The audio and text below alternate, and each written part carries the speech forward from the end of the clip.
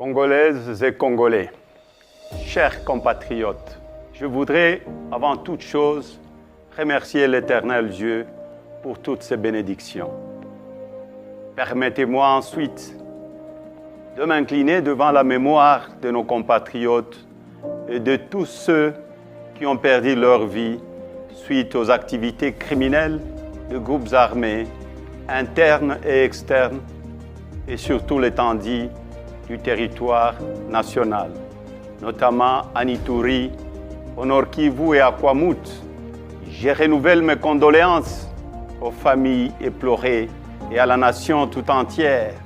Je n'ai pas manqué dans mes prières quotidiennes de penser à nos regrettés disparus et à leurs familles.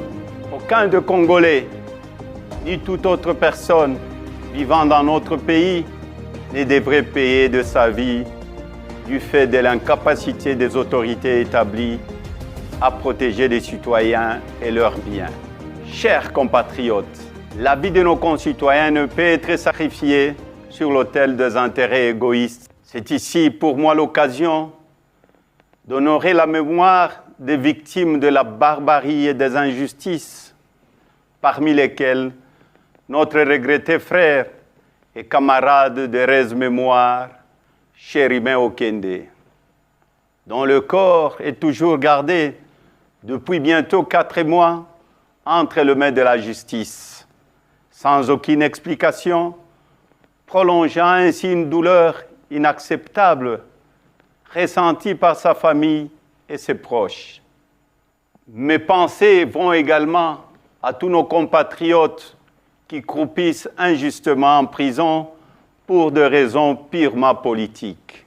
Chers compatriotes, s'agissant du processus électoral en cours, le pays le plus peuplé d'Afrique centrale, la République démocratique du Congo, ira aux urnes le 20 décembre prochain pour élire son 6e président, ainsi que le représentant du peuple à plusieurs niveaux. Ce processus se déroule dans un contexte de conflit armé persistant dans la partie est du pays et suscite également beaucoup d'inquiétudes sur plusieurs plans. Malgré les faiblesses observées et plusieurs fois dénoncées, je tiens à saluer l'attitude de la CENI et la Cour constitutionnelle pour le traitement équitable des candidatures à l'élection présidentielle.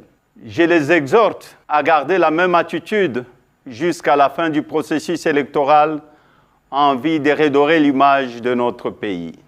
Chers compatriotes, le temps est arrivé de mettre un terme à l'insécurité et aux tueries surtout dans la partie est de notre République, de répartir équitablement les richesses du pays et de dissiper la misère de la population, de mettre fin à la gabegie financière, au détournement, à la corruption et au tribalisme, de couper court à l'instrumentalisation de la justice, de doter la République d'une administration efficace, d'une armée républicaine, professionnelle et dissuasive et d'une police au service des citoyens, de restaurer l'autorité de l'État, d'améliorer les conditions socio-économiques des Congolais. Je suis convaincu que notre détermination de sortir de ces conditions de vie qui se dégradent continuellement va conforter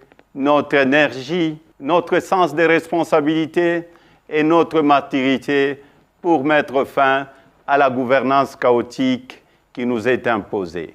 Bref, il est temps de rendre la dignité aux Congolaises et aux Congolais. Le beau temps est arrivé. Il est à notre portée. Mon combat est l'instauration de la démocratie et d'un état de droit où il fera bon vivre. S'inspirant de certains enseignements de nos illustres disparus, je citais Joseph Kasavubu, le président Joseph Désiré Mobutu, le président Laurent Désiré Kabila et le premier ministre Patrice Emery Lumumba. Je soutiendrai qu'il est temps d'écrire ensemble notre propre histoire une histoire de gloire, de dignité et non d'injustice. Ils nous ont appris notamment à privilégier l'intégrité et l'honnêteté, l'unité, la concorde et la cohésion nationale, la dignité du peuple congolais, l'autoprise en charge du peuple et le combat pour la liberté. Chers compatriotes, j'aimerais féliciter les autres candidats à l'élection présidentielle pour la sélection de leur candidature et leur rappeler que nous sommes tous filles et fils de ces pays. Nous ne sommes pas des ennemis, mais simplement des adversaires politiques. Les élections ne peuvent et ne doivent pas être à la base des divisions, mais plutôt à la confirmation de notre maturité politique en tant que filles et fils d'une même nation.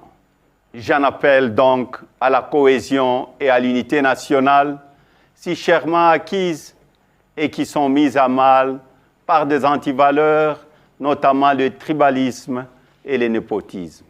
Nous devons tous de sensibiliser nos équipes de campagne et nos militants au respect mutuel et aux échanges constructifs pour le bien-être de notre pays. Par ailleurs, je demanderai à tous les candidats de s'impliquer dans le processus électoral afin que la vérité des urnes soit respectée et observée par tous.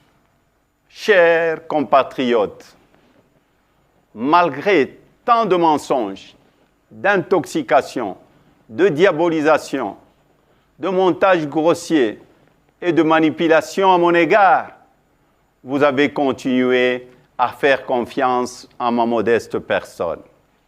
En dépit des intimidations, de menaces et de turbulences de tout genre, vous n'avez pas baissé le bras et vous avez milité avec détermination pour que la CENI et la Cour constitutionnelle travaillent dans le strict respect de nos lois lors de l'analyse et du traitement de dossiers de candidats à l'élection présidentielle.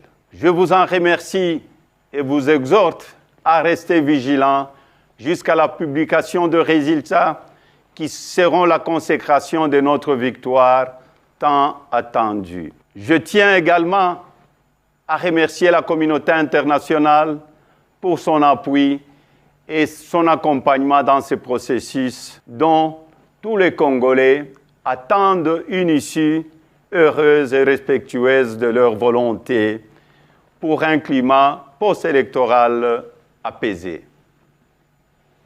Chers compatriotes, mon parti a un programme de gouvernance chiffré qui sera dévoilé au moment opportun et pour lequel nous restons ouverts à la contribution d'un chacun en vue de sa consolidation et de son appropriation pour tous les enfants de ce beau pays que nous avons malheureusement transformé en enfer.